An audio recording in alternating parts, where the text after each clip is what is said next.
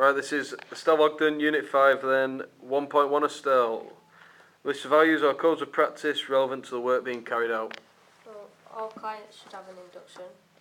Bags and valuables should be locked away in a locker. Mobile phones shouldn't be used in the gym. You should wear safe and appropriate sportswear, including footwear, should be worn at all time. No glasses or cans in the gym. Plastic bottles are allowed. No food should be consumed. Use of drugs or alcohol are forbidden, and you have to report any faulty equipment to staff members and dispose it all litter in the bins. Good. 1.2. Describe the requirements for health, safety and welfare relevant to own work, including Health and Safety at Work Act and requirements from relevant national governing bodies. Fire alarms, exits, fire extinguishers should all be easily accessed. Staff should have the training, so then they know like all the use of equipment, all up to date with like any problems in the gym. All equipment should be checked for any faults.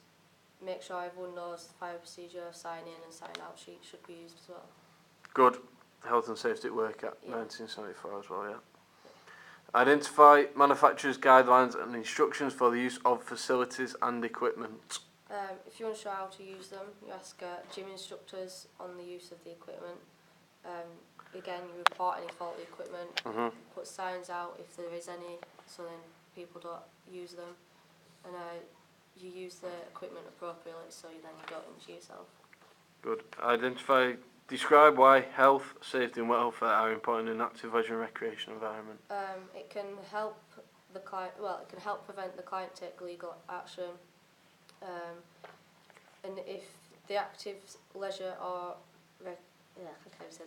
recreation environment have poor health, safety and welfare, it could give the workplace a bad reputation, which could then cause loss of clients and profits.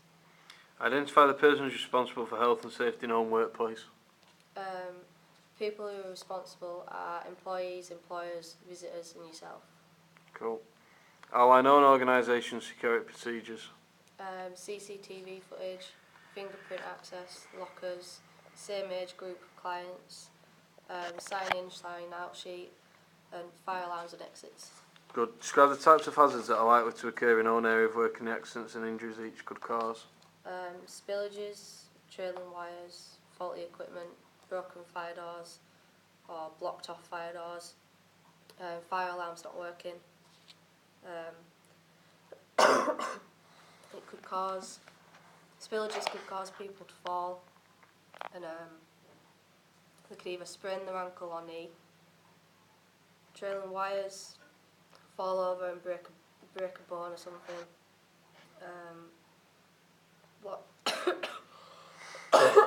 Blocked off doors could cause people to get trapped in the building. And fire alarms not working could cause people to not know there's a fire. Yeah, that's about it. Right. Don't die on the camera. I'll try not to. 2.2. Outline how to identify hazards. Risk assessments, staff meetings and maintenance check.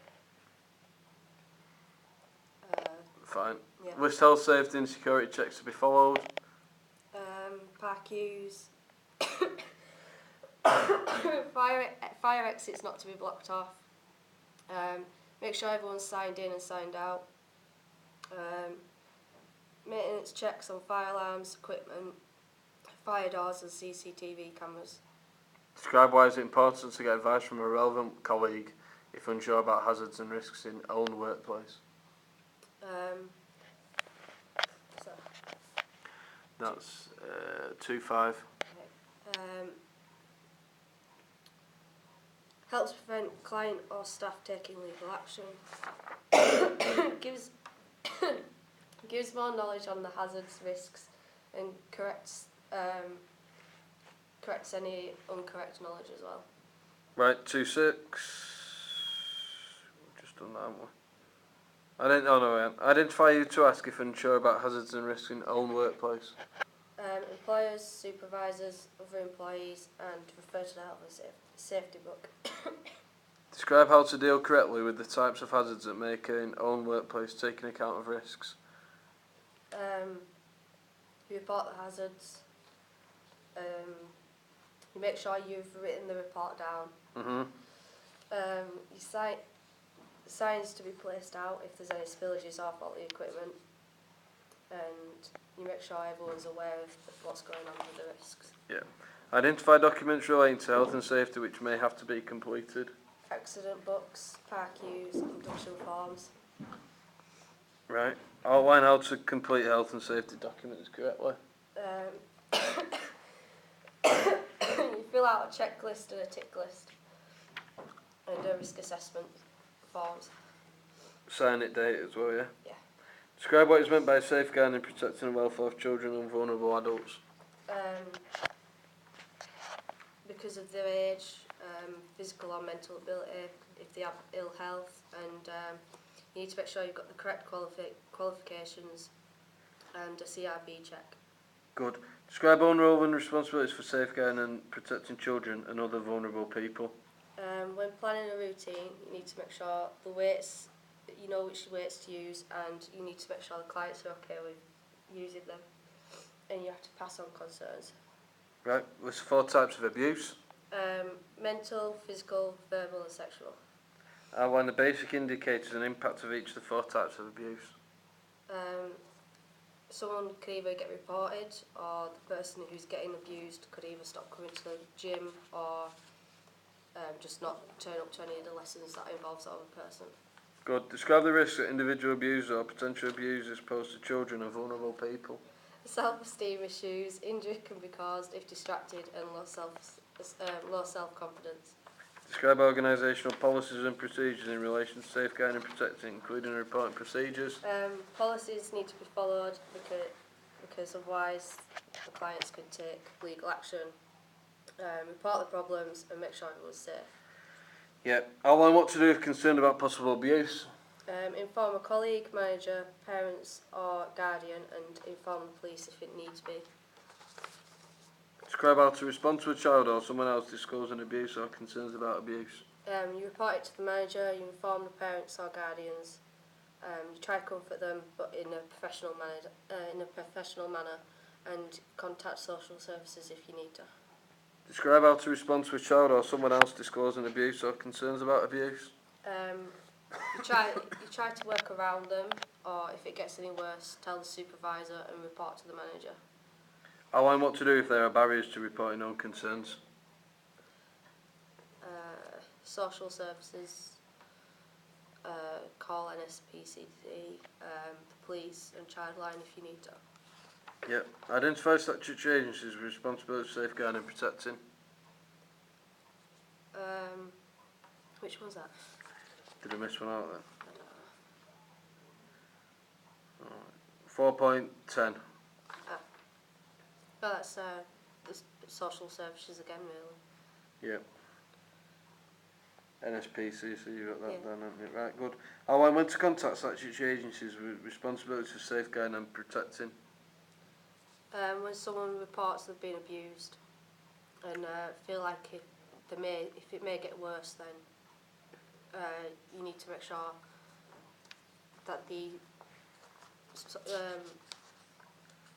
manager knows, and in like any other people that are involved, and you need to get in touch with social services if the child feels like they're going to continue getting abused or something. Describe why it's important to share concerns about the possible abuse with others. To let other people know what's happening, and to let them know to be careful around that person. And so if the person who is being abused has someone to talk to when needed, and to also just to let everyone know that why the person may not turn up to the gym or anything. Yeah. Describe the limits of your own competence with regard to safeguarding and protecting. You have to act in a professional manner. You can't really ask them anything personal, because otherwise they may take it in the wrong way. Yeah. You have to make sure everyone is aware of what's going on as well. Outline why it is important to treat information about possible abuse confidentially. Stop it getting around the whole gym, and so the person who is being abused has confidence in being able to tell you anything. List the types of accidents, injuries and illnesses that may occur in own area of work. Wet floors, tripping over trailing wires, common cold, broken arm or leg or foot. Yeah. Outline how to respond correctly to emotional distress. You comfort them in a professional manner. Contact family members or friends if they need any of them. Yeah. Outline how to deal with accidents, injuries and illnesses before qualified assistance arrives. You ensure the casualty has someone knows that someone is coming to help them. Record the accident and then just make sure you keep an eye on them whilst Good. waiting for. Describe how to decide whether to contact the on-site first aider or immediately call the emergency services. If it's a minor cut, then you just like wait for the first aider to turn up. You could clean it up yourself if you wanted. If they've got like a broken bone or anything, then you need to wait for emergency services to arrive, because otherwise you can't really deal with that yourself. Yep. Identify who is the on-site first aider and how to contact them. Receptionists, gym instructors, and there could either be anyone. You could either get in touch with anyone that's around in the gym, or go down to the receptionist and ask them. Describe the procedures to contact the emergency services. If you need an ambulance, you call 999 or 112. Good. Describe the procedures. You've done that. Outline why it's important to contact the casualty to protect the casualty and others involved from further harm. To prevent further injuries. To prevent further injuries or any further. Just any further injuries. Yep. Outline the procedures to protect the casualty and others. So what would you do when the casualty is injured? You comfort them. You make sure they're out of the way of everyone else. You ring the emergency services and you just basically let them know what's going on. Yep. Describe how to provide comfort and reassurance. You let them know what's happening. You don't let everyone crowd around them. You just keep asking if they're okay as well. Cool. Outline own responsibilities for reporting accidents.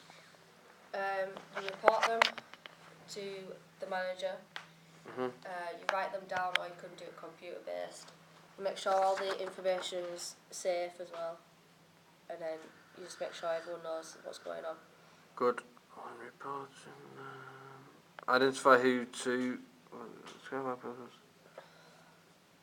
Identify who to report problems to. Your manager, your supervisor, and any other colleagues. I think that's everything, isn't it? Yep. Right. Well done, Estelle.